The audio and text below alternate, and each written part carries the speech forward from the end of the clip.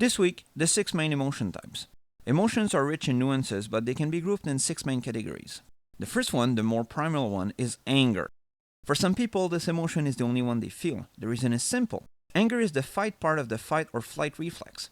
You feel anger when you react negatively to something and want to fight it. Anger in itself isn't a problem, it's what you do with your anger which can be.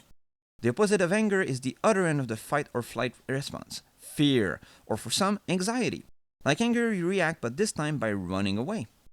These two forms are what I like to call the primary emotional responses. But not all emotional responses are primary. Some emotional responses occur when we react to events. When you react positively, you feel happiness, the third main emotion. I'm talking about the emotion, that temporary pressure to smile, and not about long-term happiness. Of course, you don't always react positively, and when you react negatively, you feel sadness, the fourth main emotion and the opposite of happiness. These two form what I call the reaction emotions. This leaves us with the last two groups of emotions, what I call the judgment emotions. You can either have a positive or a negative judgment to events.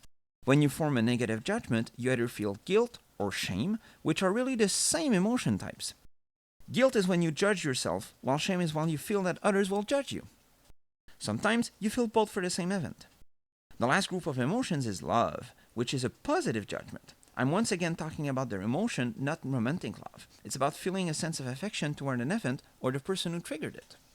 The sixth group of emotions may manifest itself in multiple ways, but none of them are bad by themselves. Anger may be appropriate when someone is hurting someone you love, for example.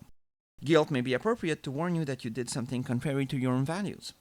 The point I'm trying to make is that these 6 emotions are like a circle, and they form the wheel which allow you to move forward in your emotional growth.